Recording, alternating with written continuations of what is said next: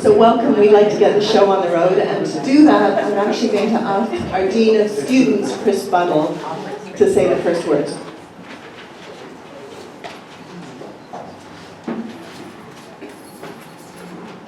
Thank you, Natalie.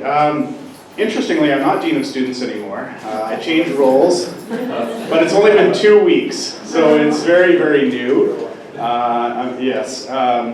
And my new role is Associate Provost of Teaching and Academic Programs, which is a portfolio which includes a lot of thinking around teaching and teaching innovation and the way we teach, the way we learn. And it's a field that's evolving rapidly, whether new modalities in course delivery or the impact of artificial intelligence on higher education or innovations in classroom design. So I've been thinking about these things and about how the students, today's students and future-ready students, and unlike me, they're digital natives. And computers were not a thing when I was a kid. I know I look so young. And the topic is of serious play and interactive learning.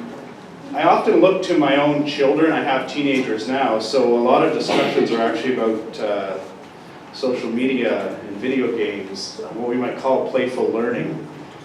Whether it's creation of worlds in Minecraft or historical accuracy in Apollo's Creed or any of the games my kids are playing, I realize that the game it's not a game, it's far more than that. It actually is learning in different ways. And that's a whole lot different than the games that I played where the televisions were deeper than they were wide. The game consoles had cartridges that you stuck in them. But still, interactive games have been a thing for a long time. And they are educational. And when we talk about, when we start this conversation, all sorts of questions come to mind. How does gameplay intersect with the ways we learn and develop? How does this impact students when they come to university or colleges? What impact does serious play have on learning outcomes at the university? Do kids raised without the same kinds of technology catch up to those that were raised with technology? And what's their interaction with games that have educational components? How can McGill facilitate creative use of games and game playing in its own classrooms? And where's the potential of interactive learning in higher education more broadly? Now, I'm assuming some of these questions we'll hit upon in tonight's panel and discuss, because it's really, really fascinating part of society. And I just learned that 65% of people are gamers. There's some number so those that aren't, how many in here don't play video games? You're in a minority. That's amazing. So I think we're going to be in for a really, really interesting evening, and I'm also absolutely delighted that that the principal's here today, and I'm very pleased to introduce our principal and vice chancellor, Suzanne Fortier, to start off the evening. Merci. Thank you.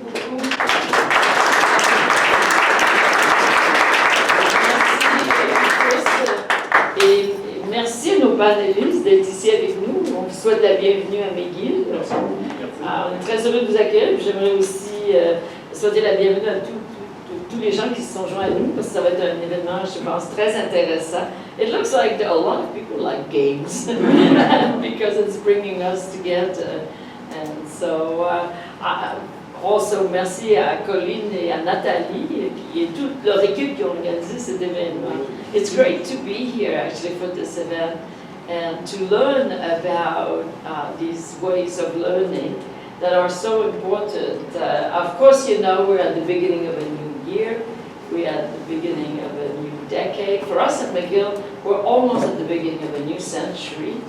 And so we're constantly thinking about what is it that students who are with us today, what is it that we can do so that they really have a very rich learning experience at McGill and that they're well prepared for the rest of their lives, which will be long lives, and we hope very productive and happy lives. What is it that we can do to prepare them for that?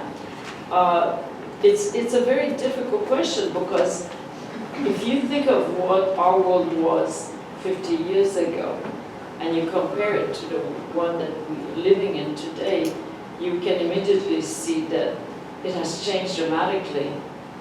nobody 50 years ago could imagine the world that we're in now. So we're in the same situation now. I don't think we can quite imagine what the world in 50 years will look like. And yet we know that students who are at our university today are likely to live at least 100 years old.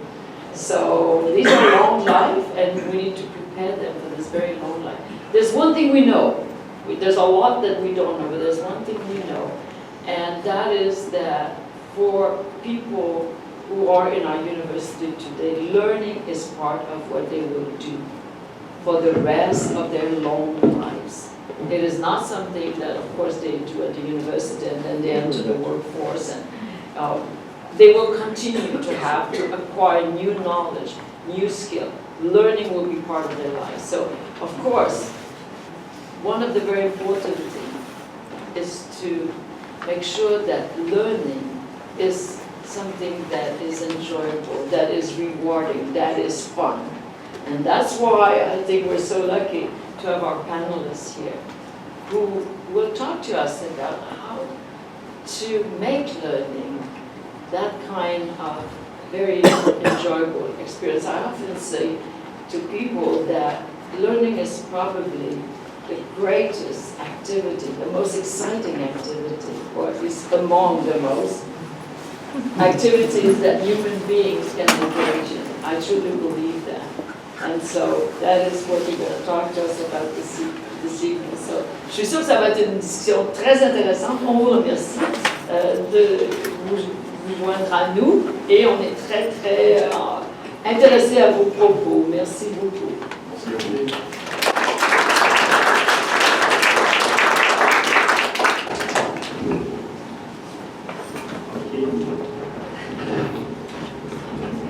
We're doing a switch with the microphones.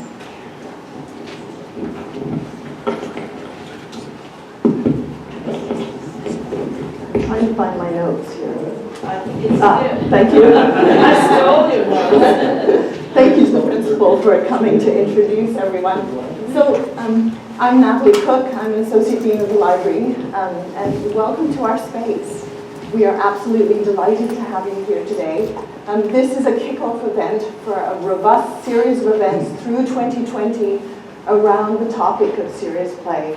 And we challenged ourselves in the library to think about, in a century where we are going to be welcoming students who were nurtured and cultivated and have become enthusiastic about digital games, what kinds of things do we need to do to equip ourselves to meet their needs and their expectations? And even more so, how do we equip the faculty members who are going to be instructing them when they come to the university? And so through the year, we are challenging ourselves to think about this, and we're asking ourselves a number of questions. And we were delighted that we've had some sponsors who have agreed that this is a valuable subject of engagement. So first of all, thanks to Ron Harvey and Steve Bagley, who actually, without whom we couldn't have had this series of events. And as of last week, we have some wonderful news to share. Against the odds, in a way, we received some news from Shirk that our play team, can you raise your hands, the other associate deans and those of you who have helped with the grant application? We got all the money we asked for. And so we're going to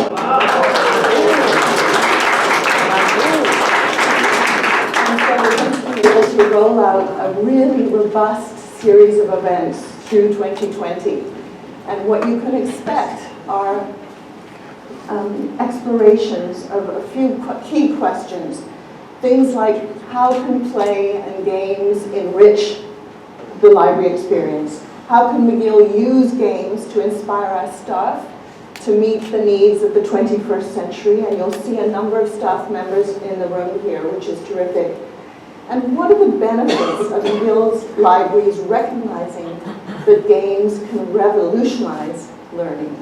And so again and again, you'll hear us come back to those ideas as we start to roll out some workshops and educational instruction for faculty members, for library staff members, as well as for graduate students teaching courses on McGill. And so the kickoff event today is really exciting. We have two experts with us. And so we have Shawn Young and Darvasi, who are actually going to be speaking in the opposite order today. They're each going to speak for about 15 minutes and to share their experience in the worlds of game development and educational psychology, giving us a much closer glimpse and a much clearer picture of the kinds of students we can expect to see in our next cohort of students when they come in. Then we're going to have a panel discussion with the three of us for about 15 minutes. And after that, we'll open it up to the floor for question and answer. The Dean of the Libraries, Colleen Cook, will be closing the formal part of the event just before 6:30. And there'll still be some coffee and snacks outside, so you'll have a chance to have a conversation with one another and actually, wrong turn of phrase, but pick the brains of our experts and ask them questions offline. So let me introduce our first speaker first. I'd like to introduce you to Darvasi, who is one of our own. He's a graduate of McGill's English department, and I confess I'm old enough to have known him as a student. She was my favorite teacher. It's amazing how people say that in public, isn't it? He earned a Master of Educational Technology from UBC, and then very recently, congratulations, Thank you, has just earned his PhD from York University in the Language, Culture, and Teaching program. His dissertation focused on the relationship between gaming, narrative, and pedagogy. He teaches English and Media Studies now at Royal St. George's College in Toronto, and I also heard tonight that he's teaching a course at the University of Toronto on games, which is fun. He's also a game developer. For example, he developed the game, the Ward game, to teach high school students about One Flew Over the Cuckoo's Nest. And he co-designed Blind Protocol, an inter-school alternate reality game to offer instruction on something that's top of mind these days, privacy and surveillance. He recently wrote a working paper for UNESCO on the use of commercial video games in aiding conflict resolution, something that's very timely at the moment. And in addition to working with UNESCO, he's worked with the Canadian Royal Military College, the US Department of Education, and I Thrive. His work has been featured on PBS, NPR, the Huffington Post, EdScoop, and Mindshift, and tonight, best of all, he's going to be featured here, and it will soon be available on the ROAAR YouTube channel, which is where we post our videos of these occasions. So let me turn it over first to Paul, and then next to Shawn. Shawn, maybe it makes sense for us to sit here just for the presentation. Absolutely. Hello, everybody. What a wonderful introduction. Thank you very much, Dr. Cook. And she was my favorite professor. I have such fond memories of her. When I ran into her at a games conference last year, I almost fell on my back. What's my Canadian literature professor doing at a games conference? So there, it's true. That's right. I'm very long-winded and I have to be quick, so that's a very difficult thing for me. So I'll get a few things off my plate. First of all, Ludic, ludus. It's a Latin word. And the Romans did a few things right. And one thing that they understood in the creation of this word is ludus means both play and learning simultaneously. Nature's way of teaching us is through play. Even in the animal kingdom, animals learn through play and then eventually pick up the habits that they need or the skills that they need in order to survive. And children everywhere use a similar strategy. So when we turn to games and play for learning, this is not new. This is going back to something that we lost somewhere during the Industrial Revolution. And so we're actually regaining a sense of our humanity in the process.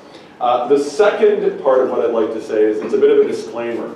I am going to speak to you not so much about games initially, but about the generation of students that are going to be coming to the university who very much are immersed in the world of games. And I'm going to make some bold claims, many of which are contentious. And one of my former students is here today, and he could very well call me out because he participates in this, in Gen Z, and I would ask him not to do that, please. If I step on any landmines, please don't make me look bad. So, I will get going here. Initially, I was supposed to click this and surprise you with this very clever comment, but it's both on the screen now. The current generation born sometime between 1995 and 2010, depending what source you turn to, are known in some circles as Gen Z. There's a whole series of other names that have been ascribed to them. They don't particularly like to be called Gen Z because one of the features of Gen Z, paradoxically enough, is that they don't like to be labeled. And so this, I'm starting off with a problematic premise. And many of them don't actually realize that they're Gen Z, and many of them actually think that they're millennials. And I've encountered a few through my informal conversations that certainly fall into that category.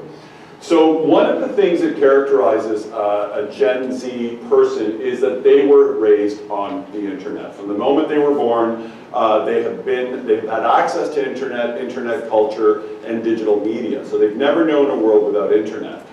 2001 is a very hazy memory for them. Most of them were 3, 4 years old or not born at all. The significant recent historical event that has left an impression on Gen Z is the 2008 financial crisis. And there's an argument that it may have left an impression that has influenced some of their key characteristics. So some quick facts.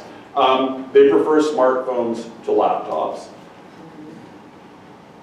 They prefer product over experience, which is really fascinating. They seek flexible work schedules, value individual expression, avoid labels, and embrace fluid identities. So again, being called Gen Z is not something that they would probably relish. They receive 3,000 text messages a month. 3,000. That's impressive. That's about, what, 300 a day or something? 100 a day? 100 a day. They check social media over 100 times a day, which is about 100 times less than I check social media, so that's not too bad. And they value diversity, and they are actually the most diverse generation. If you look at millennials and Gen X, they are the most diverse generation, and they also value diversity, which is, of course, a very positive thing. And this kind of surprised me. They're very, very financially focused, fiscally conservative, and entrepreneurial by nature. And this may have to do with the 2008 crisis. And one thing that I remind you of is that this is a global generation, and what I'm discussing is the North American manifestation of this particular cohort. And they were the ones that definitely felt the brunt of the financial crisis, or saw their parents or older siblings, and therefore they're very mindful and very pragmatic as to their economic future. I love this. 40% of Generation Z said that working Wi-Fi was more important to them than working bathrooms.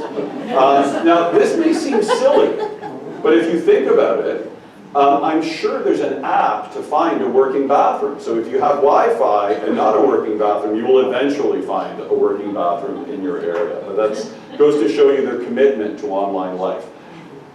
This is one of the most important concepts to understand this generation, and in fact, our current social and cultural circumstance. And this is a term that was not coined by Dr. Henry Jenkins, but it was popularized by his work. We are currently living in an era of participatory culture. And what that means is most of us, or at least I was raised in a climate of spectatorial media. I would sit on my couch and watch TV, or read a book, or watch a film. Today, culture is interactive. We engage with our media interactively. And this has produced a phenomenon called the prosumer. The prosumer doesn't just passively consume, but they produce media. And this generation is a prosumer generation. It's a form of creative expression, of connection, and of subverting corporate expectations. You're putting things out there, and much of what you put out into the world can be manipulated, changed, and rolled out in a different way than you've anticipated. And one of the things that this generation requires or wants or responds well to is interactivity. They expect interactivity. And of course, games, not just digital games or video games, exemplify interactivity because you are engaging with the medium. And video games are probably the interactive media par excellence, and certainly, I would argue, the art form of the 21st century, which some of you may find a contentious statement. But if you think about it, every art form that has ever existed is contained within the video game. Dance, theater, books. You can put a book in a video game, but you can't put a video game inside of a book, right? Photography, film, every single art form that has existed can be put into a video game. It is the grand opera of digital art. Unfortunately, it has a bad rap because broadcast media has created a sense that it's violent and kids are becoming addicted to it. And all those things, to some degree, have some truth to them. This isn't a lie. But it's an incredibly diverse medium where people are doing some really interesting and experimental things, and we can expect a lot more of that in the future. So thinking of this in terms of the university, how do we then engage this generation in a participatory way? How do we create a participatory learning climate? So this is what socialization often looks like today. Adolescents in their bedrooms. Now the good news is teen pregnancies are down. Our adolescents are far less sexually active than they used to be, and we can thank cell phones for that, so they're not all bad. And of course this is misleading, because if you were to create some kind of a mind map of all the things that are going on from this cell phone, it would be a very extensive and complex network of activity. However, what you may be surprised to discover is that people of this generation actually do seek face-to-face opportunities. They do value face-to-face contact. They just spend a lot of time drawn into the world of social media and the internet, which I think we all do to some extent. These are typically the social media sites that are quite popular. YouTube tends to be #1 for all sorts of reasons. They post videos, they watch instructional videos. This is one of the #1 places they go for music. To find out about new music is actually YouTube. Instagram has survived and sustained. Snapchat continues to be popular, and TikTok is sort of rising in terms of usage. And recently there have been some privacy issues around TikTok. What's fascinating is they seem to have an aversion to blue logos. Facebook has fallen off the cliff, and it's really fascinating. For some of the games that I run in my classes, I use social media to create sort of an encompassing or encapsulating atmosphere.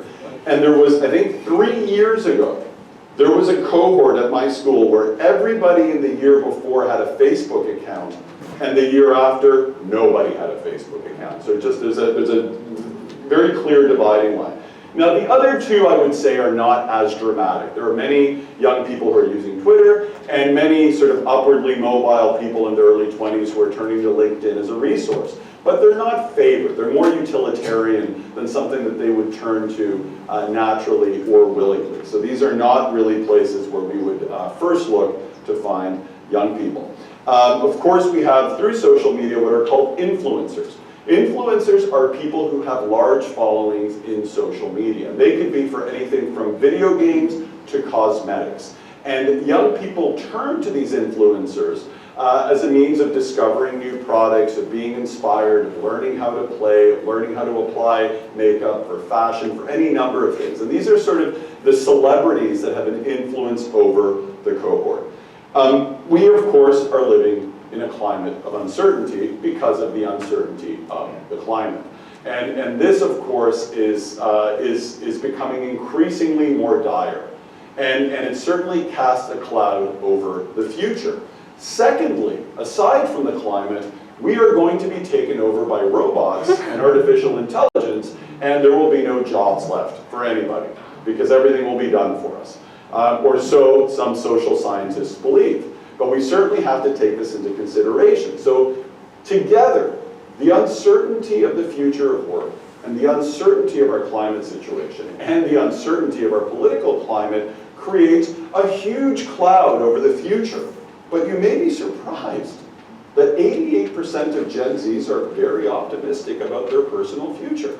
They are forward-thinking. They tend to think more of their very immediate circle than they do of their larger community, interestingly enough. And all of these are generalizations, and to be honest with you, a lot of this stuff comes from marketing. And you should be very suspicious of marketing. So I have, you know, if we were to dig into these statistics, I would wonder if they interviewed 3 people to discover this. Who knows? But I just thought it was an interesting sidebar. Sort of on the other side of this, they're very socially active. It's a very socially active generation. They feel the empowerment of going out and making a change. And of course, one of the effects of social media, one of the positive effects of social media, is that it has helped activism. It is much easier to gather people together for a certain cause. I mean, we've seen the Arab Spring, we've seen the protests in Chile. All of these have social media at the center of them. And a lot of what's going on with Greta has to do with social media. So it doesn't surprise us that they are a very socially active group.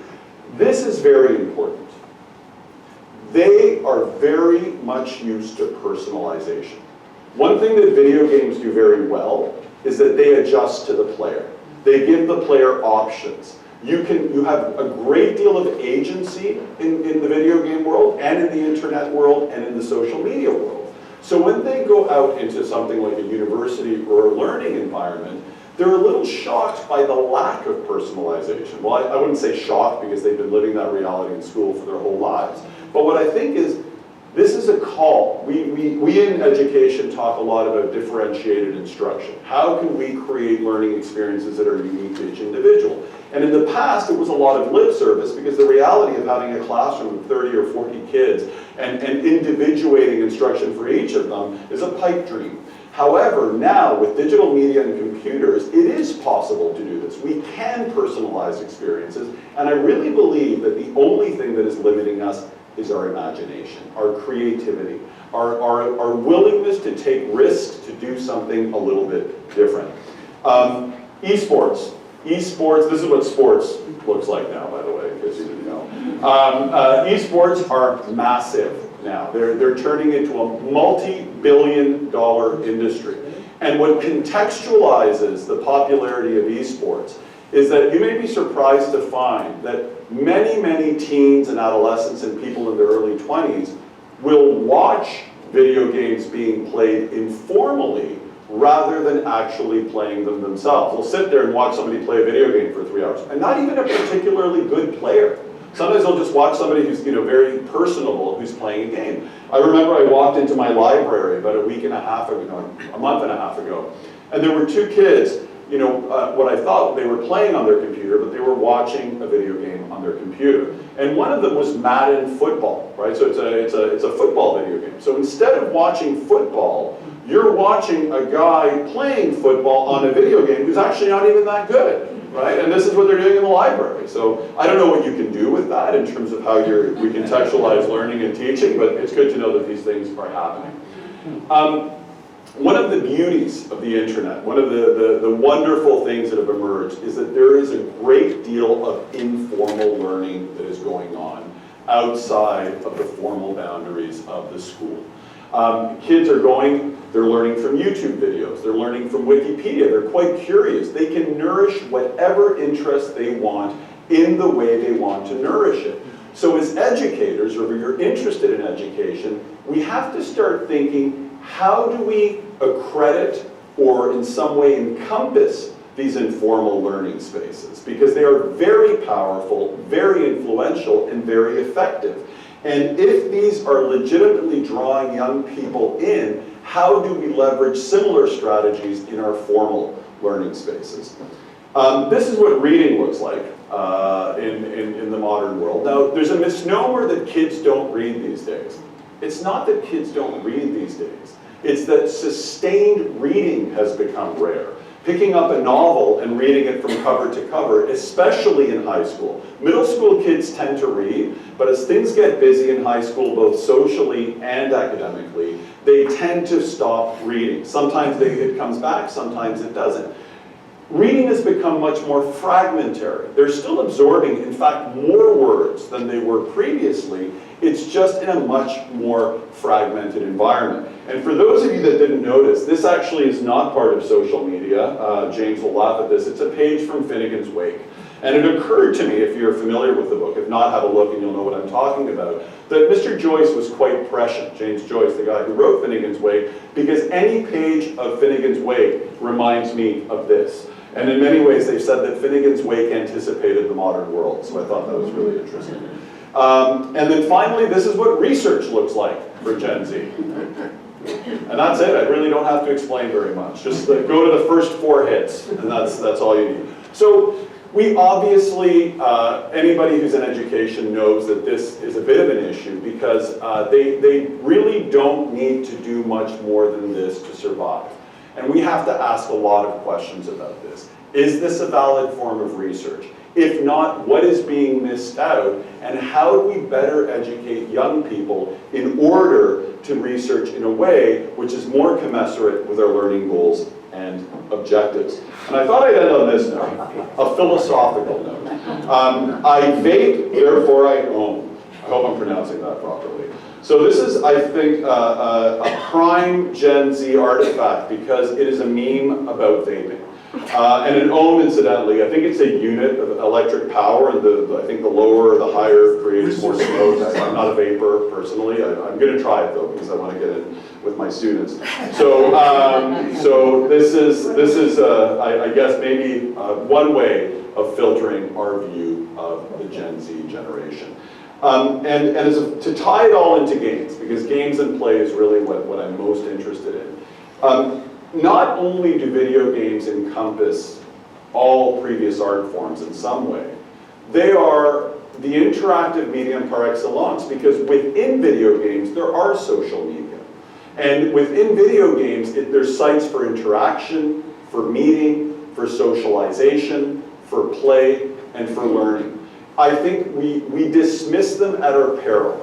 What we have to accept, Mr. McLuhan, Marshall McLuhan, one of the Canadian luminaries in media studies, and he was a PhD in literature and a brilliant man, extremely well-read, but he warned us a long time ago that the written book was in decline.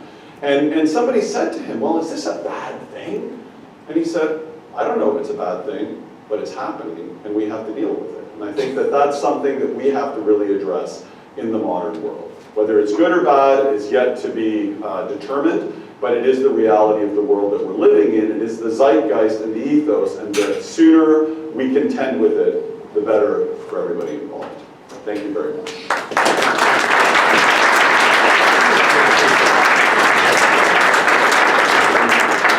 Thanks so much, Paul. That was terrific. How about, would you like to sit down? I would love to sit down. Thank you.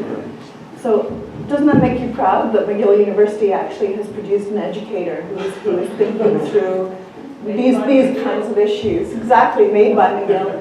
Je suis aussi très fière de vous présenter Shawn Young maintenant, même qu'il a étudié à l'Université de Sherbrooke, au lieu de l'Université de McGill. Shawn Young is one of our own. He comes from Sherbrooke, where he runs a company of more than 50 employees. He is the CEO of the wildly successful information management system that's used for education called Classcraft. Inspiration for Classcraft came to him in a previous era when he was a physics teacher. And he was looking at some of the struggles in the classroom, especially around SEL, social and emotional learning, and was trying to work out ways to make the classroom experience more meaningful for his students. And he actually realized that students were interested in gaming. And so he decided to actually make use of that. And he went and he designed a prototype. The prototype was well received. And the story of Classcraft is now history in the making. Classcraft is translated into more than 11 languages across the world. And it has more than 4 million subscribers. More than 7 million. Oh, sorry, 7 million. And growing. Right. So it's really one of the success stories of the province of Quebec, and we are delighted to have Shawn here to try and explain it. And now I have to read, because this is a long list of accolades. Shawn sits on the Scientific Advisory Board for UNESCO's the Mahatma Gandhi Institute of Education for Peace and Sustainable Development. He's on the Corporate Advisory Board for Future Ready Schools in New Jersey, and for SETDA, which is the State Educational Technology Directors Association. He's also Vice President of EdTech Association, which is Entreprise pour Technologie du Québec, which furthers educational technology in the province. And they have wonderful initiatives. I gather last December you handed out 1,000 licenses for Antidote to schools across Quebec. And for those of you who are not native French speakers, Antidote is a lifesaver in terms of being able to produce, strongly worded text. He's an ambassador for the education faculty at the University of Sherbrooke. So tonight, not only do we have a chance to welcome him here, but please advocate for our desire to welcome him and to really start having him as a partner as we think through serious play and how we can maximize and leverage its potential.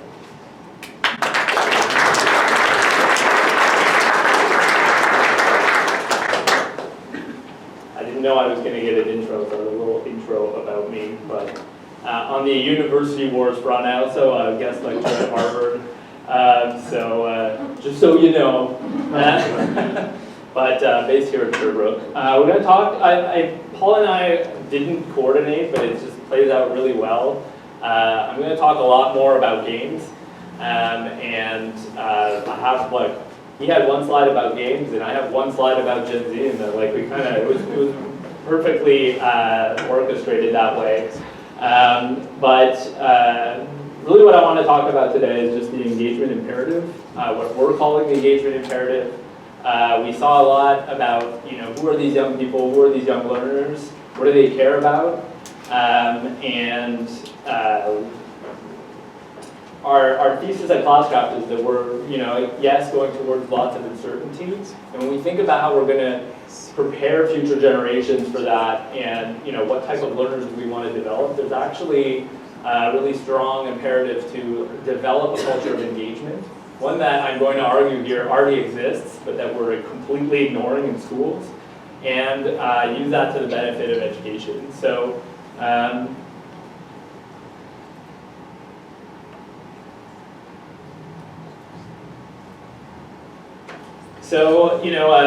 Paul was kind of jokingly saying, all the jobs are going to disappear. Well, actually, there's a lot of shifts coming, and just one of these, increases around, artificial intelligence, AR, automation, genetics, just one of these things would be really disruptive to society. The reality is that it's all happening at the same time.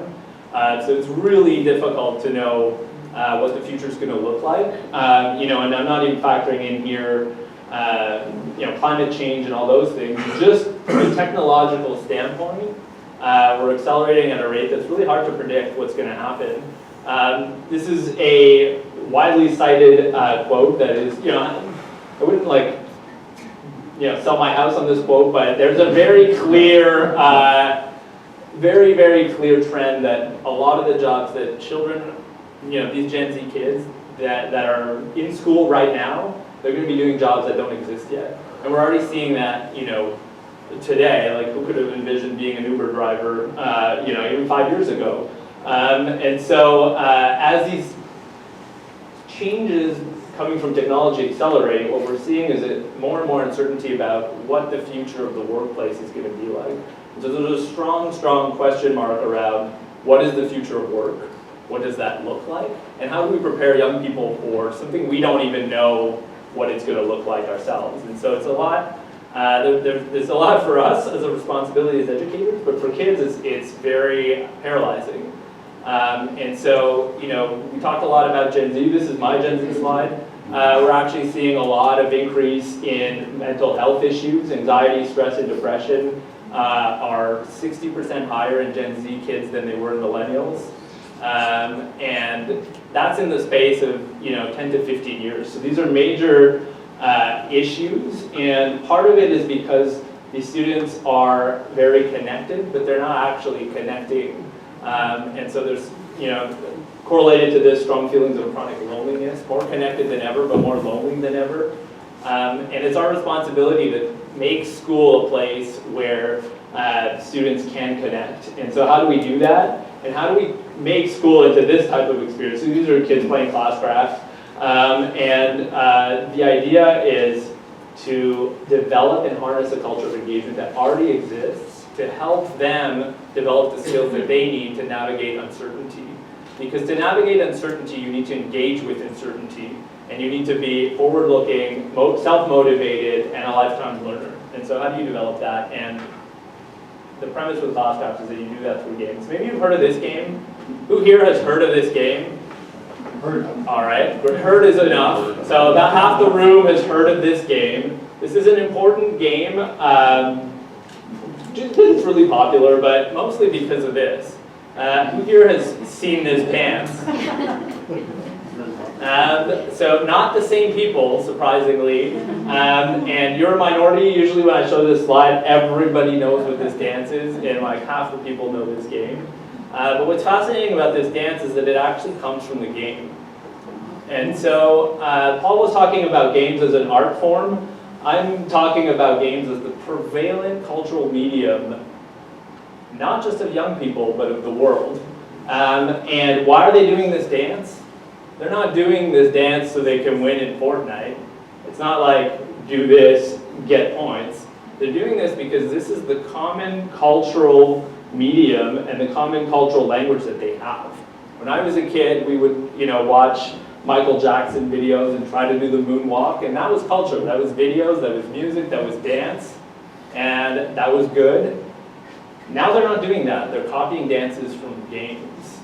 And so Paul was talking about how games have a bad rap. Well, love it or hate it, they're here to stay, and they're actually the main cultural force right now. And so, he talked about esports.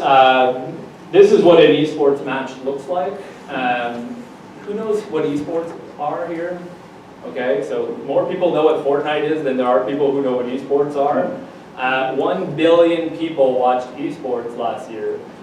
There are more people in North America that watch esports than any other professional sport, period, except for the NFL because of the Super Bowl. A lot of people are one-time watchers of the NFL, but more people watch this than hockey. More people watch this than the NBA. More people watch this than tennis. And the prize money for the Fortnite World Cup was the biggest prize pool ever for any sport except for the US Open in tennis. There was more money being given in prizes here. You can get scholarships to universities, Ivy League universities in the United States for being a professional esports player. So we're talking about you're really good at using which card. A game called Hearthstone, you can get you can get a scholarship to Harvard just because you're good at this video game. So massive cultural phenomenon that is really not that new.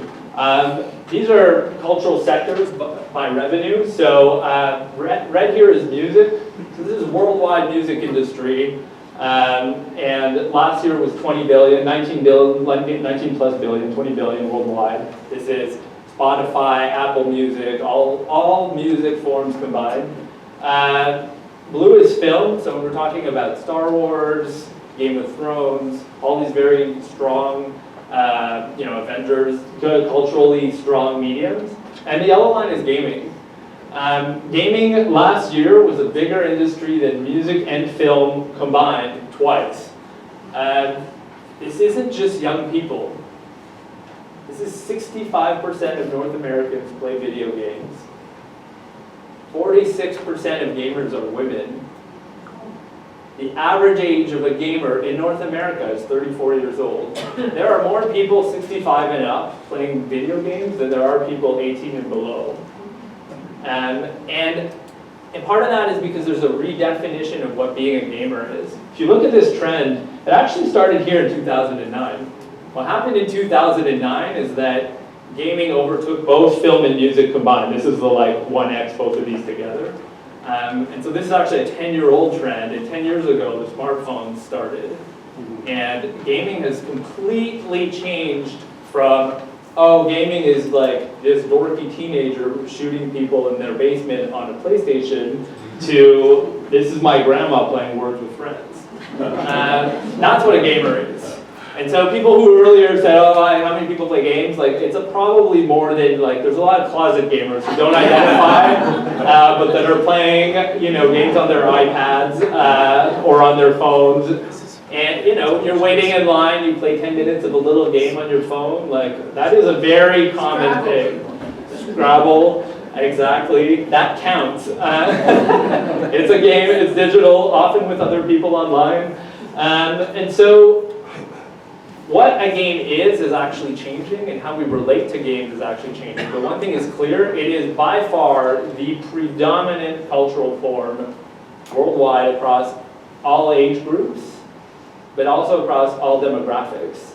And so when you think about equity in art, games are actually one of the most equitable art forms because a lot of them are free. And so when you look in the United States, the average household income of a gamer is below $30,000. So this is a very accessible cultural form. Now, if that was it, you know, because my whole premise here is we should use this in school, right? If this was the end of the argument, it wouldn't be a very strong argument because, you know, it's not because something is the main cultural trend that we should be using it in schools necessarily.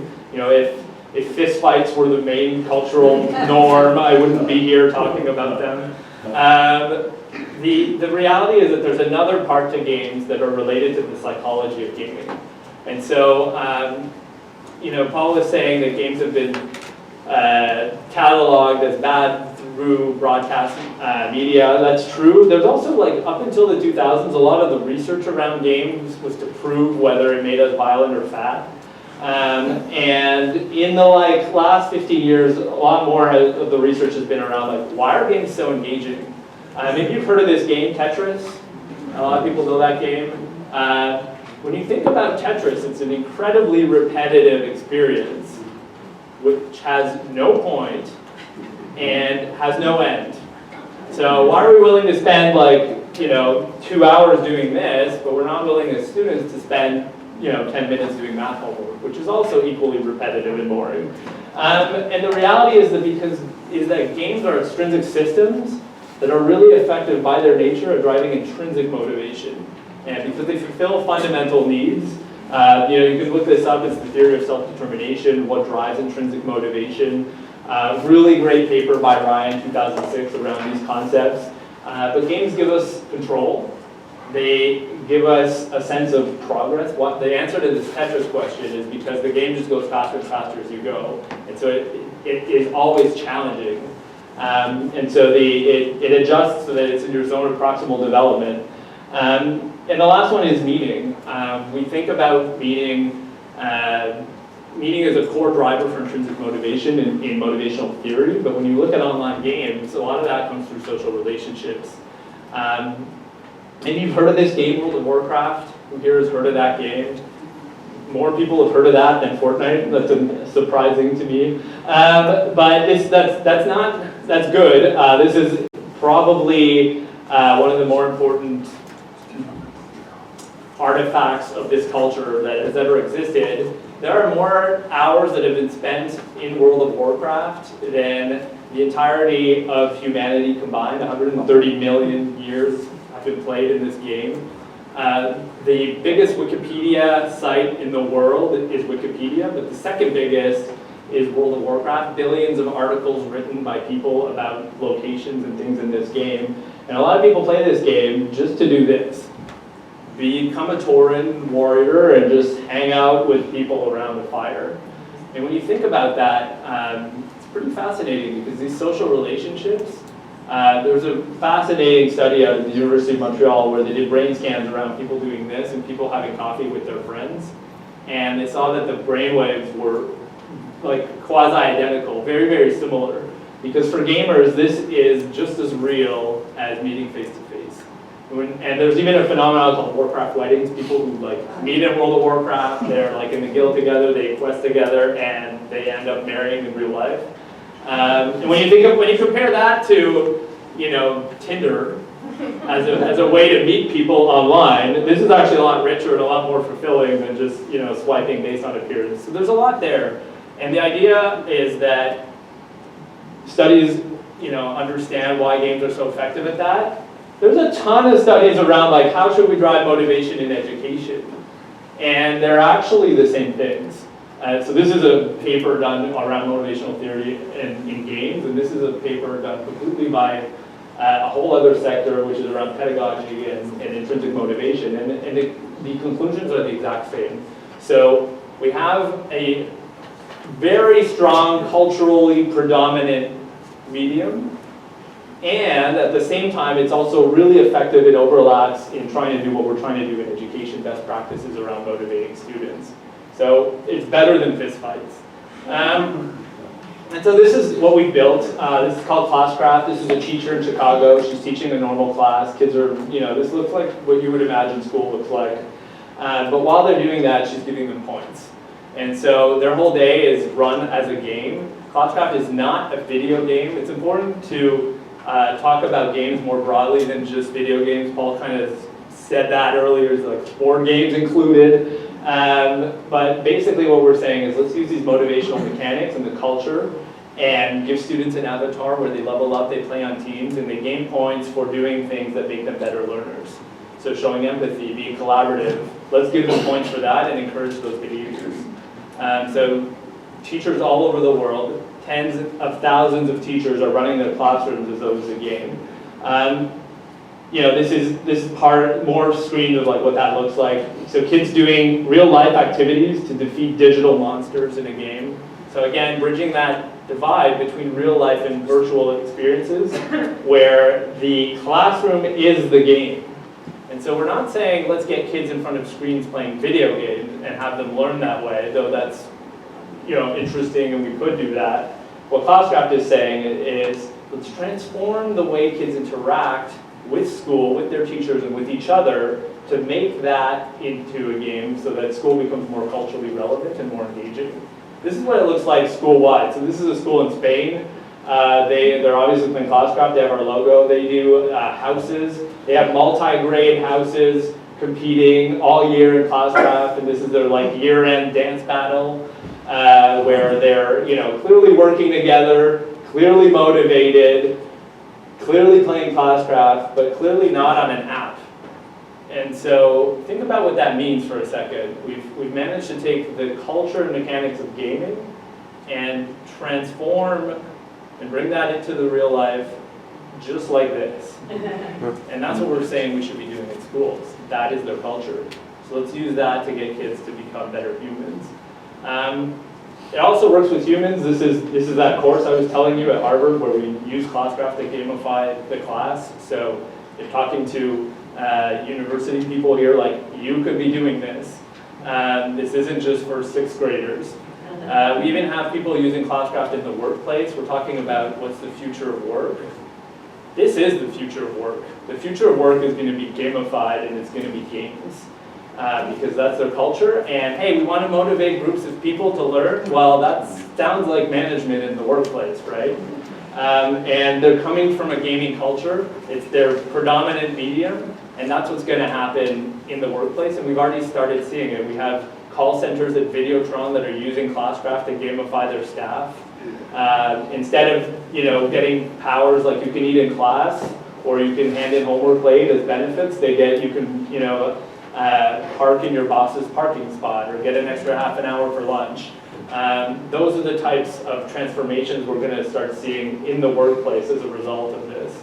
So really the idea is that they play on teams, they have characters, they level up, they unlock powers, and we're developing non-cognitive skills like empathy, pro-social behaviors, all the things that are non-curricular but that are required for success and that we know that are required for success in an uncertain future.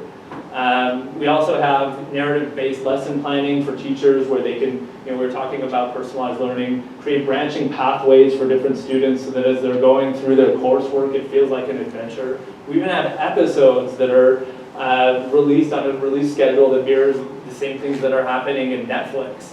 So how can we use the mechanics of binge watching to make homework more enticing? And then at the end of that, how can we use all that data to understand students better? And how can we use AI to identify students that are at risk, not just in a gaming platform, but through their real life behaviors? So this isn't the future. This is what's happening right now, 7 million kids, as we mentioned. The people that are going to be in your classes in a year, like they'll have gone through this. We have, this was developed in high school with, grade 11, grade 12 students. Like the students you have tomorrow are people that are coming from this generation, and this has been their school experience. And so really what we're saying is we need to harness the culture of engagement. We need to embrace it. Let's not stigmatize games. We're all gamers, or for the most part. And let's use that to change how we interact with students and how we have them interact with each other in the coursework so they can be ready, better prepared for tomorrow. So thank you so much. Look forward to the questions.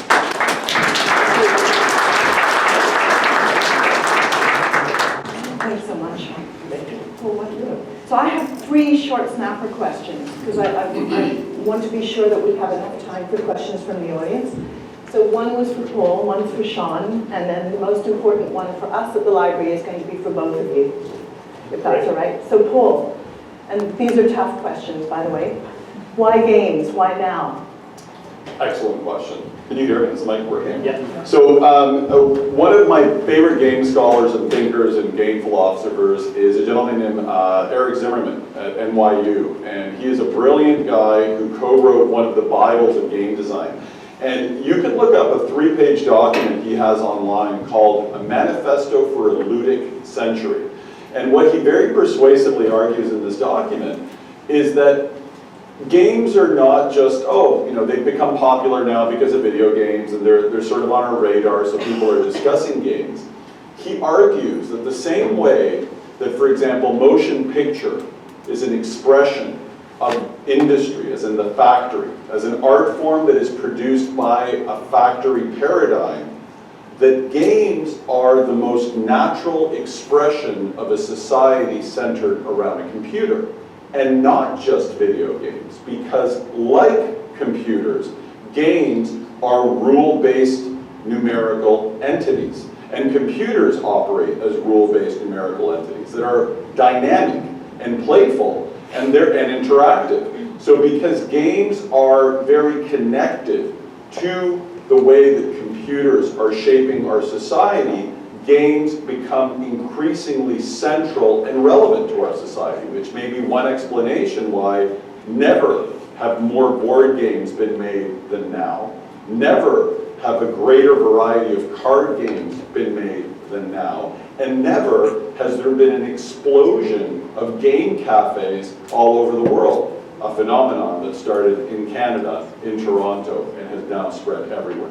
So it's really important. It's a wonderful question. It's really important to realize that this isn't a trivial cultural phenomenon. It may be the most natural expression of our culture, not just digital games, but all games. And what Zimmerman says one step forward is, therefore, we should expect that more and more of our social interactions are going to resemble game-like experiences. So, I mean, at the very base, low-hanging fruit level, when you go to your coffee shop and you get little stars for every time you buy a coffee, that is a very basic game-like experience. And if you were to break down and analyze games at a much more sophisticated level than just sort of the reward apparatus that's built around them, we will start making connections between the advent of certain social and cultural behavior that we can tie directly to the influence of games. Thank you. Here's your tough question. All right, And I'm going to ask this on behalf of teachers in the room and the senior administrators. You know, we at McGill and other universities are really struggling with the demands on student counselors. And you mentioned it a bit, that the rise in terms of loneliness and isolation and the mental health resources that we're being asked to. And, you know, we often blame that on electronics and devices and actually games as well, right? Especially things like FOMO, you know, the fear of missing out as a generation becomes more isolated. To what extent can games be part of the solution? I find that fascinating because I actually think the whole premise of what I'm saying is games are the solution. Because when we think about digital interactions on social media, they aren't actually that complex of interactions. They're pretty simple.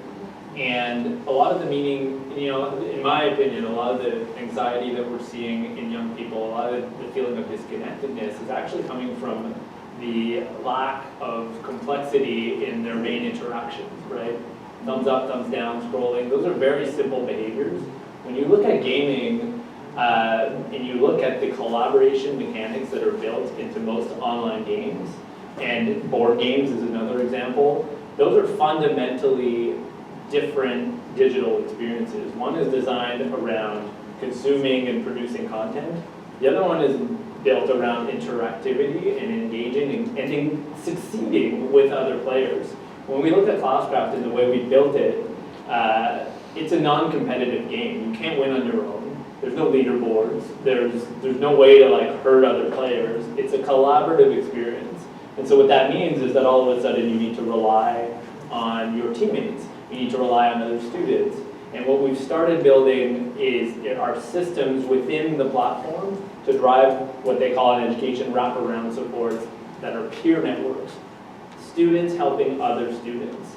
And so I think a lot of the solution around counselors, for example, is we need to have systems, and games are an incredible, effective way to do that, where students are helping other students.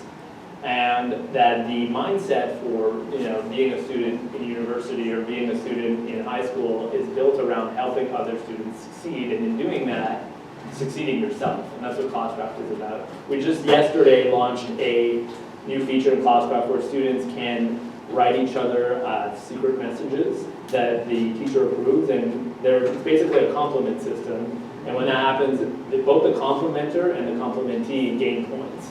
And so when you think about the possibility of interactions that exist in games, we can actually leverage the intrinsically motivating power of games to drive these types of pro-social behaviors where students are proactively trying to help each other to move forward in the game. So I think that there's when you look at like all the online gaming, World of Warcraft is a great example where these are social networks, peer groups, students succeeding at challenges together, and I think that's a lot of what's missing in I'm going to call social media non-interactive for the purpose of today, non-interactive media. Thank you. Could I just add something very quickly? How many of you have played Dungeons and Dragons? Or have heard of Dungeons and Dragons? So remember the moral panic? You remember the moral panic around Dungeons and Dragons 30 years ago? People were, they were losing their minds because their kids were playing Dungeons and Dragons and they were going to turn into some mad wizard and start murdering people. Well, what's happened is now we are on the other end of the spectrum. Dungeons and Dragons has now exploded. It is being played everywhere. Absolutely. Because it offers the interactivity of video games in a face-to-face format. But what's fascinating, and the reason I bring that up in this context is, I had to do some research for an article I was writing about Dungeons and Dragons in the classroom and in school environments. And what a recurrent story was, that there was a huge social and emotional benefit to the kids that were playing. And what the suspicion is, that if you're not a confident person, or you don't have an ability to play out certain strengths of your personality, while role-playing, they were able to experiment and to be something else, and the confidence and support that they derived from their community playing Dungeons and Dragons translated directly in an increased confidence in their regular social setting. So that definitely is a very positive aspect of how games can affect the emotional development of young people. And secondly, video games, more than any other medium in history, allow you to assume a perspective. And for more reasons than I can get into right now, what that gives you is the ability to empathize and to really walk in somebody else's shoe and experience somebody else's life or circumstances. And as a result of that, they are a very powerful medium in order to support the social and emotional development of young people, or people in general. This is a short snapper question, but it's the high-stakes question for us in the library. So if you look where we are at the moment, we are in rare book space. So actually, Jen and I ran a data workshop last year. We had high school and elementary school students coming in. We were teaching them story map. And we started out in here, and do you know what the first thing they did? They took their phones and they whipped them out and they started taking pictures of the old books along the wall, right? Because if you think about it, they hadn't really been into a rare book space. They were actually much more familiar in a way with the digital landscape than the other. So this is the question.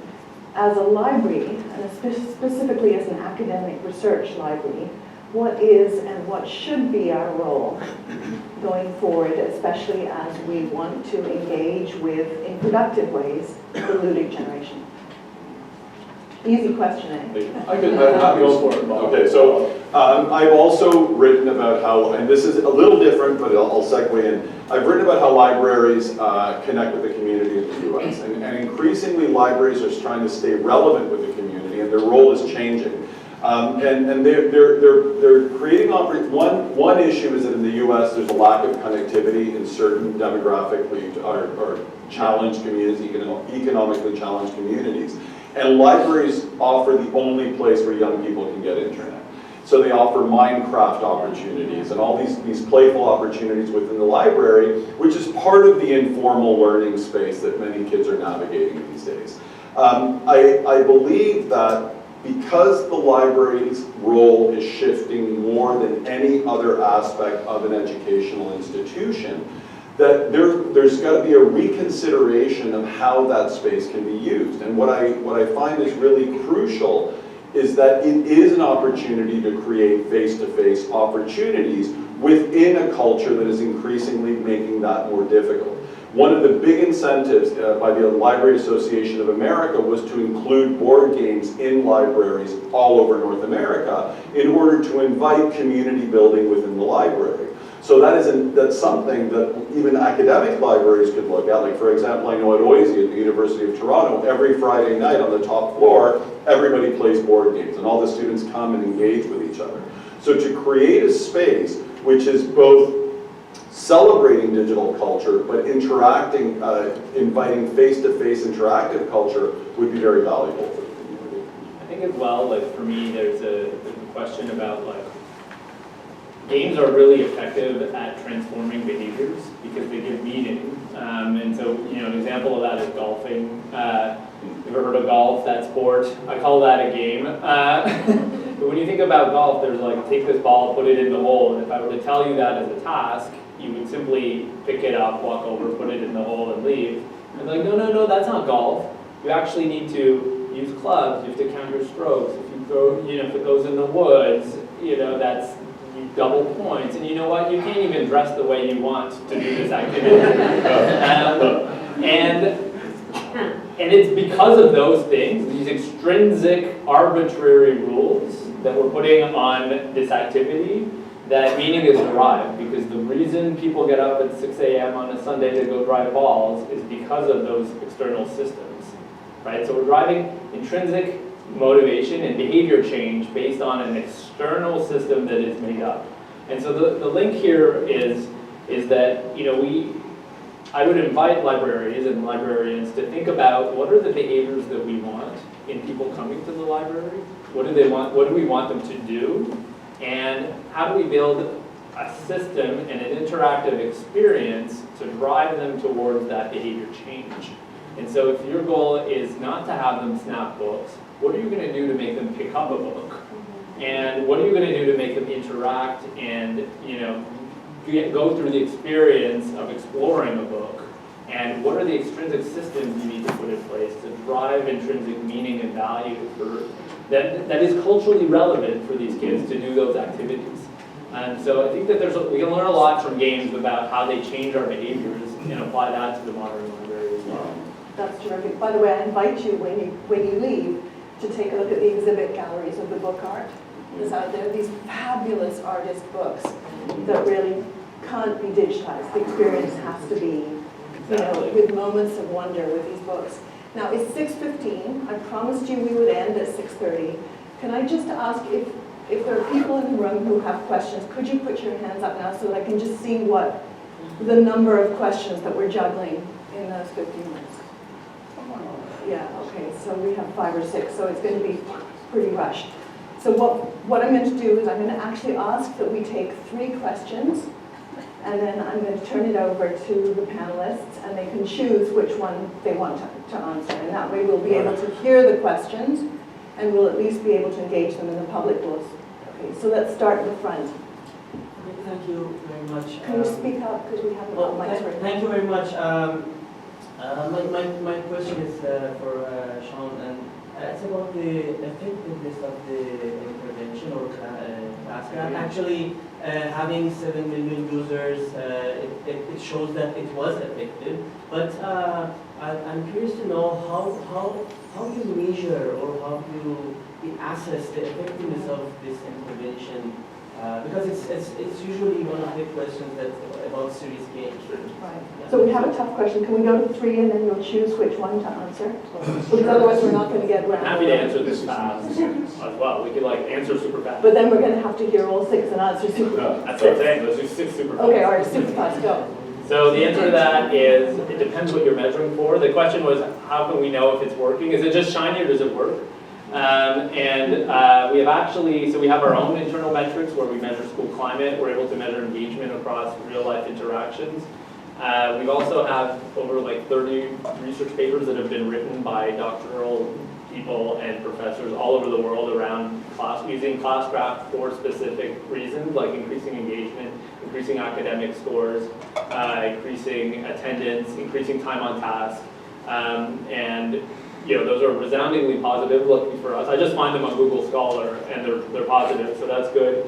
And finally, we actually have a lot of schools measuring effectiveness themselves, and so we have schools that have reported things like 85% decrease in principal referrals, 5 times increase in students being present at school, etc. So there's a lot of, and not to mention all the anecdotal data from teachers. Thank you. Okay, quick questions, phrased quickly, yes. What's the role of tutorials on YouTube? I'm thinking things like Khan Academy. Mm-hmm. Well, that's exactly what I was talking about in terms of informal learning spaces. Increasingly, education is returning to the community, right? Anybody can learn anything if you're sufficiently motivated to go online. Unfortunately, it's not that clean because there's a whole MOOC movement, these massive online courses that were very well intentioned and made free. Very few people complete them and very few people actually use them. So there's a reconsideration of that. But the more sort of fragmented and informal learning opportunities like Khan Academy and the millions of other YouTube videos where somebody's teaching you how to change, I changed my the plumbing under my sink using a YouTube video, right? And what it is changing the texture of learning, and we as academic institutions should look at that and think about how we can encompass it within a traditional deployment of learning. In the back. Yes, you mentioned that gaming changes. You mentioned that gaming changes the behavior in the high school in terms of increasing self-confidence, group participation, getting involved, and so forth. My question is, we have reports of increasing violence in high schools, bullying, etc. Have you measured that in schools where, for example, ClassCraft has been used, whether there was a certain level of violence or bullying before and after using your equipment, and what would have been the impact on that? So another impact question, can and have we measured ClassCraft's effectiveness in reducing violence and bullying? The answer is yes. Actually, we did a research study with 6 schools here in Quebec on gamifying bullying prevention and using ClassCraft to teach pro-social behaviors. In those 6 schools, we saw bullying incidents drop to from 10 to 15 a year reported incidents to 1 or 2. We had a school recently in North Carolina. They reported they've been measuring violent outbreaks. That's one of their metrics. And since they started using ClassCraft, it went from 20 last school year to 1 so far this school year. That's in progress right now. So we're actually seeing a lot of that happening because, and that doesn't mean all games will reduce violence.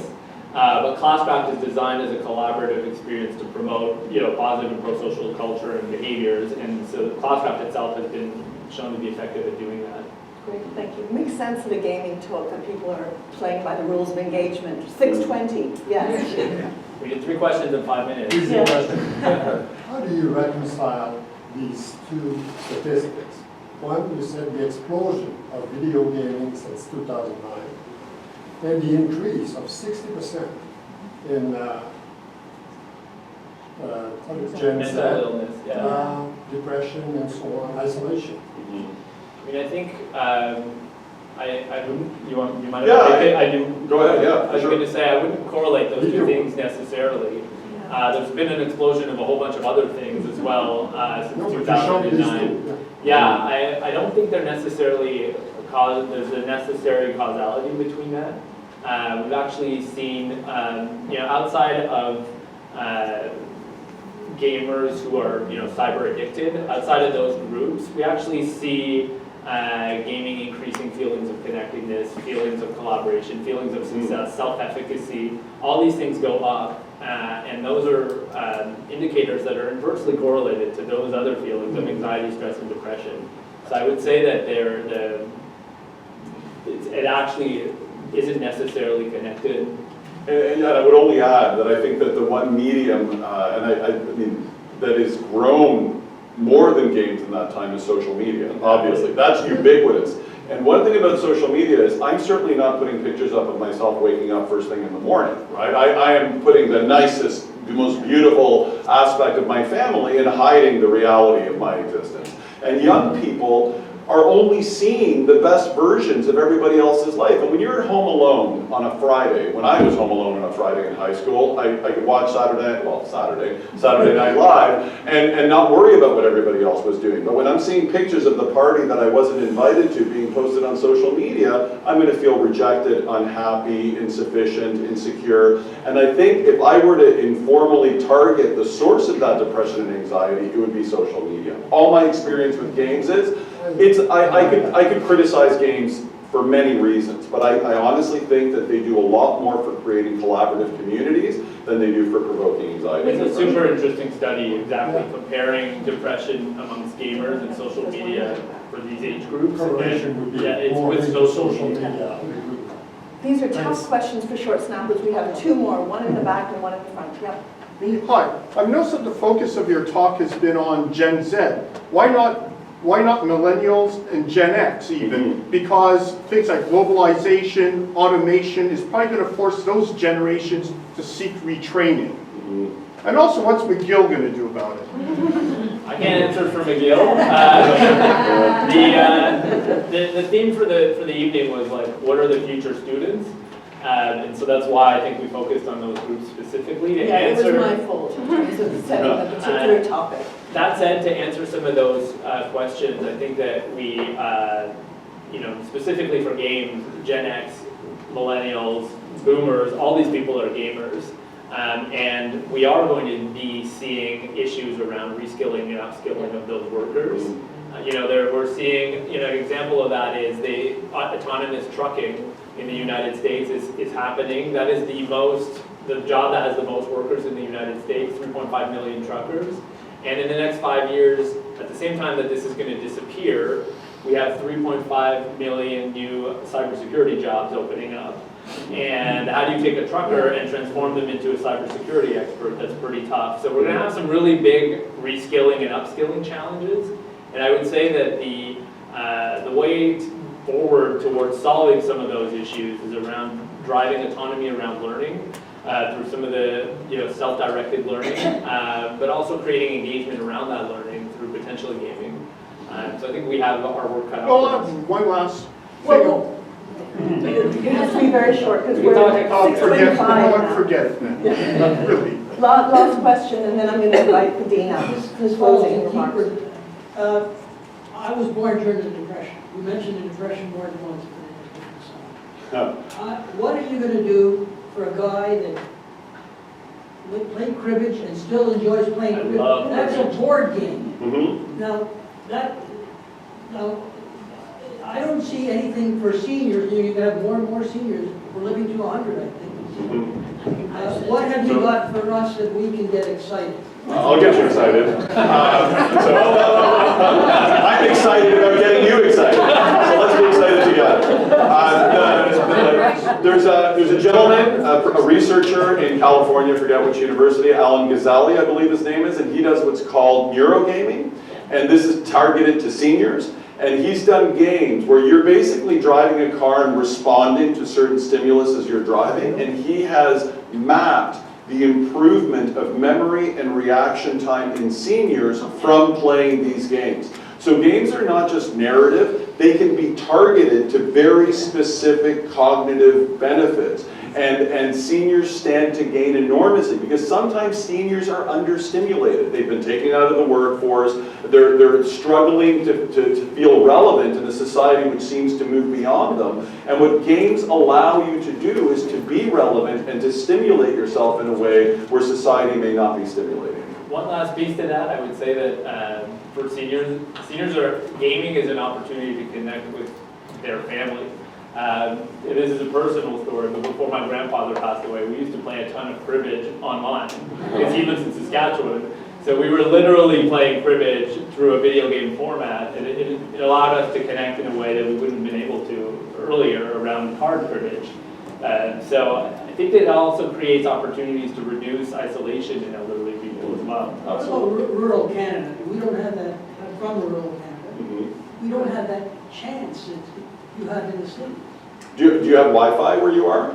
Internet? No. Then that's where, Well, you can, it's You actually, can play cribbage with your grandson. right. Okay, so I play hockey. My microphone's off, but this one's live. Okay. So I'm going to ask the Dean Thank of the you. Library to say closing words. Well, I have just been enchanted by this, so I just want to say thank you very much, Shawn and Paul, for your wonderful presentations. They've been spectacular, they've been right on, and I must confess that I'm a gamer, and I guess I come from a family of gamers, and I remember my mother, saying, my God, I just dreamt of those little balls ponging all night.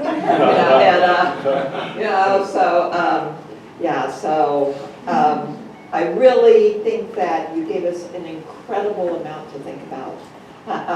We in the library are, we have a foot in every corner of this university and in every corner of ways of knowing. And we are going to transform our physical spaces, and you're giving us a lot of help to try to figure out how to do that. We know that the students are here. They are overrunning this place and libraries everywhere. And so it's not that we need to attract them. For some reason they're here, and we need to make sure that when they're here they're productive. And there are many different ways of being productive, obviously, right? And I love the Latin and game and to learn and to play. And someone who took 4 years of Latin, I've forgotten that. So anyway, again, thank you very much. And I have a number of people to thank. I have to obviously thank the staff and the librarians, Chris and Suzanne, for being here. You guys, Natalie and her folks in particular, who came up with the theme of play for this year and going out and doing the hard work to get grants, which allow us to bring people here and to do this great work. And obviously in that vein, I have to thank sponsors. This event was supported by the Social Sciences and Humanities Research Council of Canada, and a generous donation from Ron Harvey and Doug Bagley. And, their money comes in other ways too. I have to say that we have these wonderful things on sale out here. And if you're a staff member, there appears to be a little discount. But they're all triggers to the things that we have in rare books and special collections, because anything you see that's a motif on that, you can see the real thing here. So please come and engage with the collections. Please come and play with our collections, and come and play with us in our sandbox, because it's your sandbox too. So thank you very much.